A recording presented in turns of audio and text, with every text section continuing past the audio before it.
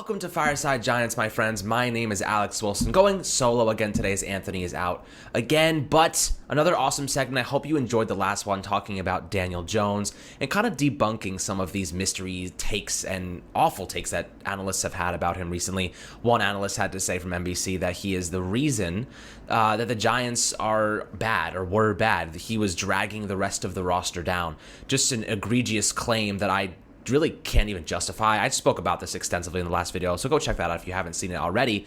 But it's just dumb, just a stupid comment to make. The first portion of the quote that he wrote was just absurd. It'll piss you off. It pissed me off. It's fair to be objective when it comes to DJ, but it's also fair to be realistic and not blame him for issues that he had no control over, like no weapons, no offensive line protection, bad schematics. You can't blame him for everything.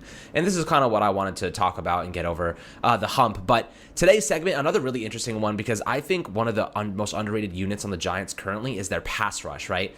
A lot of people last year hit on the pass rush and said, that unit is not good. The interior defensive line was great. Dexter Lawrence, Leonard Williams, and Dalvin Tomlinson, now Dalvin is now with the Minnesota Vikings, but that group, for the most part, was pretty solid.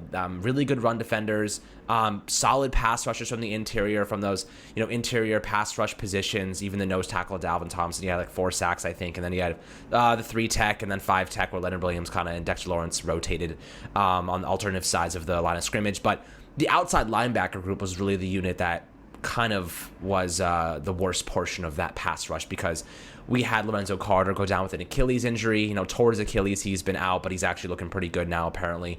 He's running around pretty freely. We talked to, one of his trainers, Bruce Lombard, last week, and he told us he looks normal. Guy's walking around, looks like he hasn't been injured. So really good sign for Lorenzo Carter and his recovery. That's, it looks a little bit leaner, but he's strong. He's been working on his handwork, and I think he's going to return hopefully even better than he did when he got injured last season against Dallas. But Lorenzo Carter might end up being a starter for us, but the Giants didn't stop there, right? They went out and got Fadio Denabo, who can play outside linebacker, can play 5 tech, 3 tech, he can play interior, but he's more of a power rusher, right?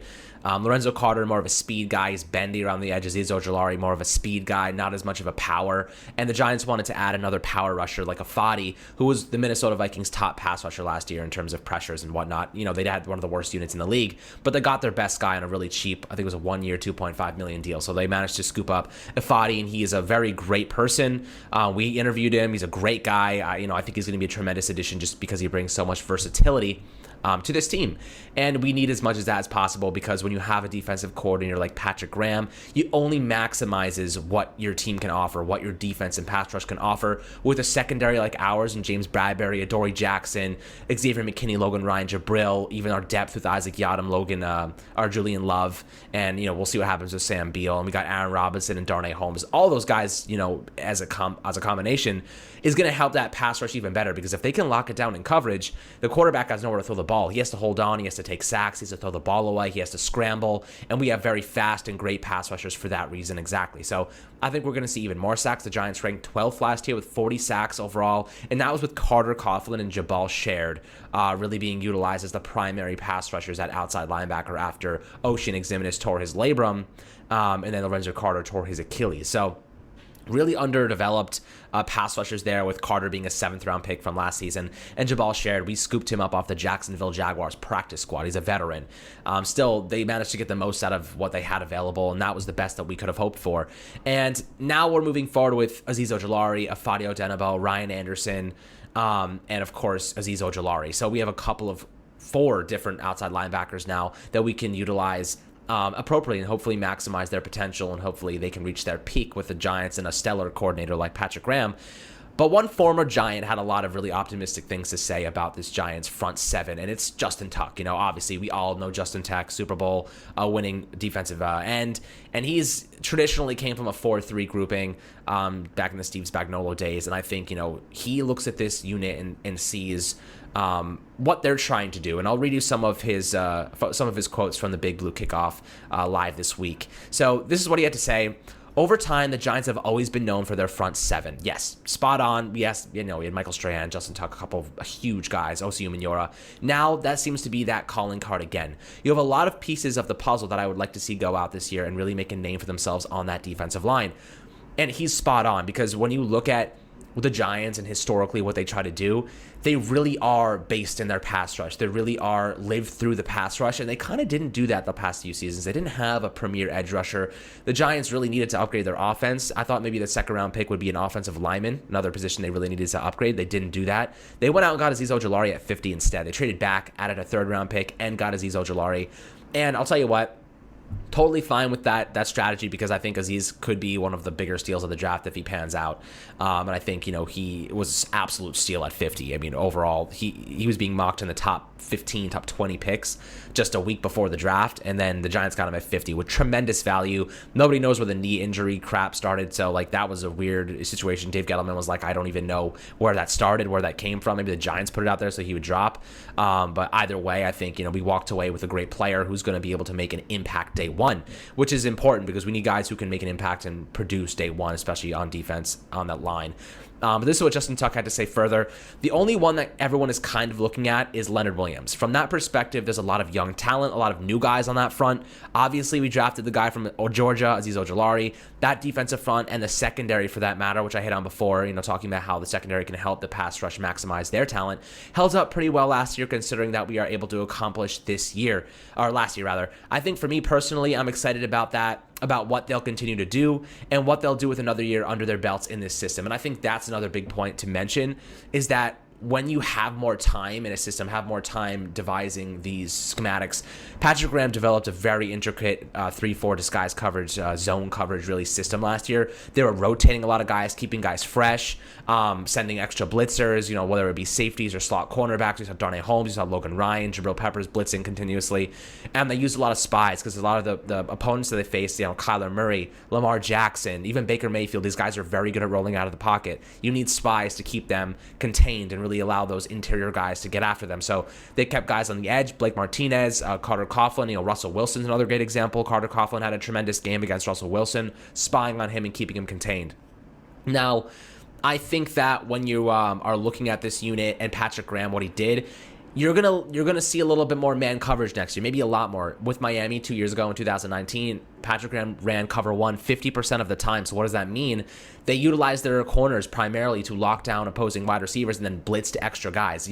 Patrick Graham is known for his blitzing and really sending extra guys to get after the quarterback, put pressure, force mistakes, create more sack opportunities. The Giants now have a secondary in James Bradbury and Adoree Jackson who can easily lock down receivers, plus Darnay Holmes and Aaron Robinson I'm pretty confident in as well moving forward.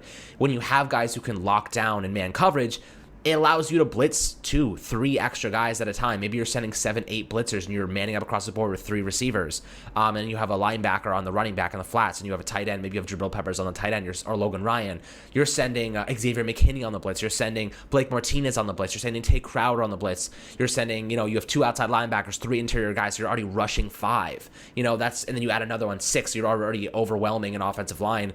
And if you have a guy like Jabril Peppers, who we know can blow up running backs in the backfield, like he did to Chris Carson in that Seattle game, we're going to have some success, guys. We're going to have some really nice success next season. And, we want to just outnumber them and have our corners lock them down. So I think Justin Tuck hits it on the head there, with the secondary being such an important part in helping this defensive front really reach their potential. So this is further what he had to say. They should be even more comfortable in that scheme this year, play faster, play more confident.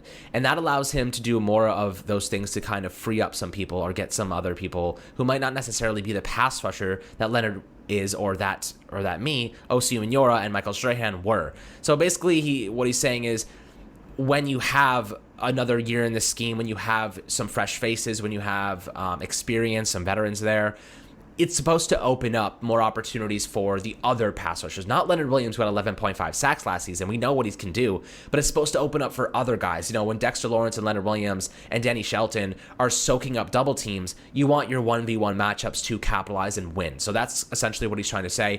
And then he further says, but giving them some favorable matchups that they could win some opportunities there. That's what I think will happen this year, especially when you think about the additions that we made in the secondary. All of this stuff goes hand in hand. The NFL is a mismatch league. That is a primary thing when it comes to football at that level. You want guys going up against weaker opponents, right?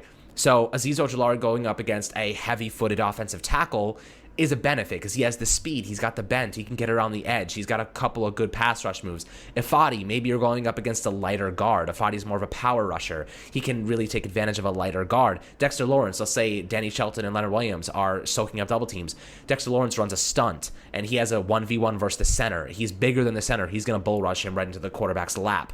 That's what I want to see. I want to see them get creative, create mismatches, attack weak points in opposing defenses, and Patrick Graham does that tremendously well. We saw that all season long with this defense, and I think we're going to see even more of it in 2021. So Justin Tuck said, that's one thing with Patrick Graham.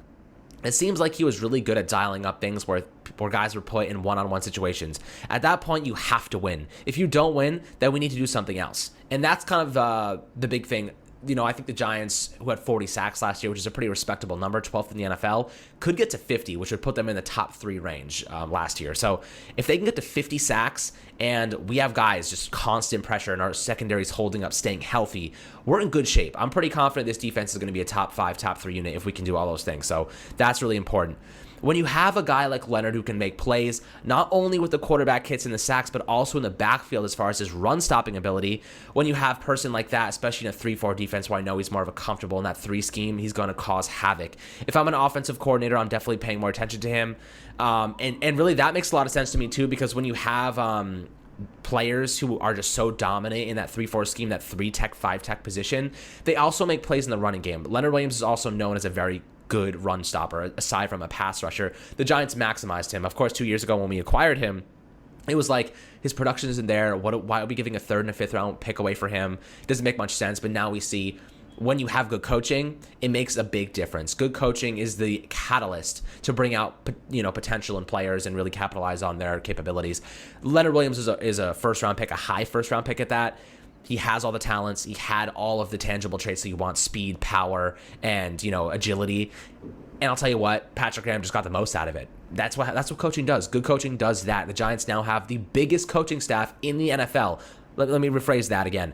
They have the largest coaching staff composed of college veterans in the NFL, whatever it might be. Largest coaching staff in the NFL after traditionally skimping on that the last couple of years. So Joe Judge really made it a priority to bring in coaches who can make their players better, right? Sometimes you have players who are just that good, like Lamar Jackson or Patrick Mahomes. But when you have coaches with some average players, maybe some teetering on the above average fence, it makes them better. It pushes them over the edge, and that's what coaching can do for you. So I think the Giants have done a tremendous job building up this unit, building up their coaching staff, and getting this group into a position where they can truly succeed. And that's what excites me the most. I'm really confident that this defense is going to be phenomenal if everyone stays healthy, knock on wood, in 2021. I know you guys do as well. Let me know in the comment section on YouTube what you're most excited for. Are you excited for the combination of Leonard Williams and Azeez Ojulari? Are you excited for the secondary? How good do you think this defense can be? Do you think it can be a top 5, top 10 unit? Let me know where you think they're going to rank on YouTube if you're listening. If you're on Apple or Spotify, you can call into the voicemail. Go check out the YouTube. The voicemail number's on the background, so you can really get involved in that stage. We're also going to be having a voicemail session right after this in a couple minutes. So I'm really excited about that. We have a couple of really great questions, really great comments, and it's going to be really fun to get you guys involved in this community. I know a lot of people have really enjoyed this process, have really enjoyed that edition of the voicemail section that we've been providing. And I think it's a big bonus for you guys so you can become more part of this community. And I really appreciate everyone who, kind of donated to that section on the voicemail. So please leave all your voicemails. If you have questions, even if it's a repeat, if it's a second question you have, leave them. We love it. I do this every Monday, at least every week. And, it's one of my favorite things to do because it allows me to talk to you guys really, and get you some face-to-face contact on the podcast. But this pass rush, my friends, going to be pretty good. I think it's going to be better. I think they're one of the most underrated groups in the NFC East right now, so I'm excited to see what they can accomplish. But let's head over to the podcast voicemails for a second because I want to get you guys a voice here, and I know we have some really great questions. Hope you enjoyed this portion of the video regarding the pass rushers. Make sure to subscribe right now on YouTube if you haven't already, or go head over to Apple or Spotify and give us a thumbs up there. Leave us a nice review. A 5-star review would mean a ton to us. It really helps us get the podcast out there, and your reviews are always appreciated, so thank you so much for that. I hope you had a fantastic weekend, by the way. So let's head into the podcast voicemail section, and we'll catch you guys over there. Yo, what's up, Fireside? I just want to say I love you guys' content. I just have a question. Do you guys think we should re-sign Peppers, Shepard, or should we try and sign both? All right. That's the question. Love you guys. How's it going, my friend? Really appreciate the kind words. Love you too, bro. I know you said love you guys at the end. Love you too, bro. Love you too for coming to this channel and really enjoying this content that we're creating because it means a lot to me and Anthony as well.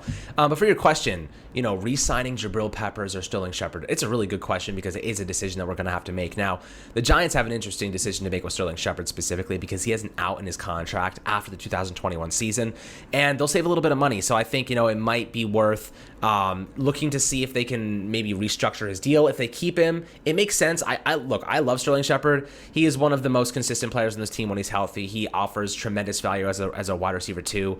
But the reality is that if they do cut him, it'll count $4 million in dead cap. They'll save $6.5 million for the 2021 season, and then they're free. They're free to go after that. So when you're looking at this player, I'd love to keep Shep. The thing is, he's going to count $10.5 million in 2022. He'll be 29 years old, and then $11.5 million in 2023. He'll be 30 years old. Is he worth that price tag? He might be. Let's see if he stays healthy this year. Let's see how he progresses. Maybe Kadarius Toney really replaces him, and he ends up being a stud for us and really just showing out in the slot and on the outside as well. So I think it depends really a lot on how Kadarius Toney performs. But Sterling Shepard is a great player. Maybe he has some value as a trade deadline opportunity for the Giants, maybe to acquire some more draft capital for next season. We'll see how the season is going, by week 8, and maybe we will look to trade him and get some value back. But for the most part, love Sterling Shepard. I hope he ends up killing it for us this year, and I hope he makes himself indispensable, because right now I think he's teetering on the edge of dispensable and indispensable, but I'd love to see him really blow it up and really stay with us for the next couple seasons. With Jabril Peppers, I don't think you can lose a guy like Jabril. Some people might think that, maybe Xavier McKinney can replace him, and yes, they do have a similar style of play. I think Jabril Peppers is more physical. He's a better run stopper than Xavier McKinney. But, Jabril is a leader on this team. He's a captain. He is an energizer. He's like the Energizer Bunny out there. He helps all these guys elevate their game. And I think that's the important part to mention about Jabril Peppers. He's just a phenomenal player when he's on the field, and I don't think we can afford to lose him. But thank you so much for your question, and I hope we'll catch you on this voicemail in the future. Yes, hello. This is Sam. Hey, I'm wondering, are y'all nervous that if the Giants defense becomes a top 5, that we are no longer going to have Patrick Graham there and that he might get a head coaching job next year? How do you feel about that? And say he gets a head coaching job, do you think that the defense is still going to be the same? All right, thank you. How's it going, Sam? Thank you so much for leaving your kind voicemail. And when it comes to Patrick Graham, losing him terrifies me, man. Just absolutely scares the crap out of me, because Patrick Graham has really been a catalyst behind the Giants' defense success in 2020 and for the future, hopefully. So will he leave? Well, I don't think so. The Giants just signed him to a 2-year extension. So he's not going anywhere. He wants to stay here. I think he sees a future with his team and Joe Judge, right? He's also the assistant head coach, right? So he had opportunities to interview for the Chargers, I think. Maybe that was Jason Garrett, but I know he had interviews maybe with the Jets, but he didn't end up going through with it. I think the Giants instead signed him to an extension. They increased his pay. They're like, man, we want you. We need you here. You're the assistant head coach. You're our defensive coordinator. You're one of our best coaches. We need you here. And they committed to him. They paid him appropriately. They paid him like a head coach. So I think Patrick Graham is staying here the long term. I'm not too worried about it. But if he were to leave, I think the Giants are maybe developing some of their current guys to take a step forward if need be. Maybe Coach Chaos. There's a bunch of different coaches that, could step up and maybe take on that role. But, I'm not even going that far. I don't even want to think that far ahead. Patrick Graham is currently our guy. They signed him to an extension. They're paying him a crap load of money to stay here. And I think, we can feel pretty confident that he's going to be here for quite some time, my friend. But thank you for dropping your voicemail. Really, really, really appreciate the question. Hopefully we'll see you in another voicemail session. Hey, how's it going? My name is Doug. I'm tuning in from Brooklyn, and so I really love you guys' content. I watch it all the time on YouTube, and so my question is, who are some Giants that you guys think could make their first Pro Bowl on offense and defense? So that was my question. Keep up the great work. Keep up the great content. And go Giants. How's it going, Doug? Really appreciate the question, man. Thank you so much out of here in Brooklyn. You sound like you're a good guy, and I really appreciate dropping a really interesting question too. I think that's actually a cool one. What first-year Pro Bowl potential players could we have on offense and defense in 2021? It's a really good question. I have 2 guys at the top of my head, and I'll tell you what. let's start with defense. Jabril Peppers, that is my clear-cut player to have a first-year Pro Bowl appearance. The guy just missed it last season. He is one of our best players on defense. He's an energizer. He's in his fifth-year option. I think as long as he stays healthy, he's going to ball out. There's a couple players who could really make the Pro Bowl, but Jabril Peppers, I think, deserves it. He's earned it, and I think he's going to be one guy to keep your eye on during the season because he's a good run stopper. He's gotten better in coverage, working with our guy Brian Walker at a DB Academy. And I think he's going to be a tremendous addition, to this defense in just terms of like pairing him against tight ends, running backs in the flat. He can cover those guys. He's got superior athleticism, so I'm excited about him.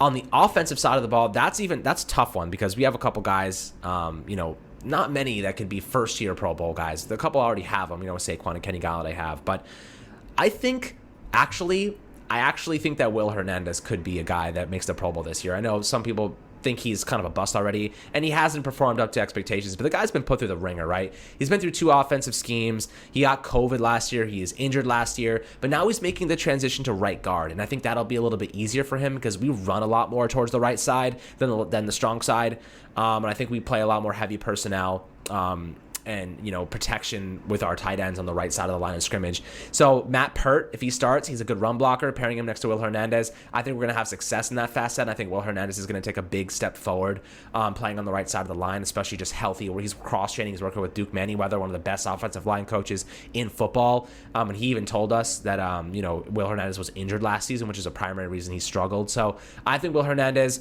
maybe a shot in the dark, maybe a little bit optimistic, but I think he can take a step forward. But thank you so much for the question, Doug. How you doing? My name is Alan Craig. I'm originally from South Orange, New Jersey. I now live in the Bronx. Diehard Big Blue Giants fan that actually bought season tickets this year for the first time ever. I'm really excited about the way our offense is shaping up. Of course, it's all about execution. It's all about Daniel Jones, the catalyst.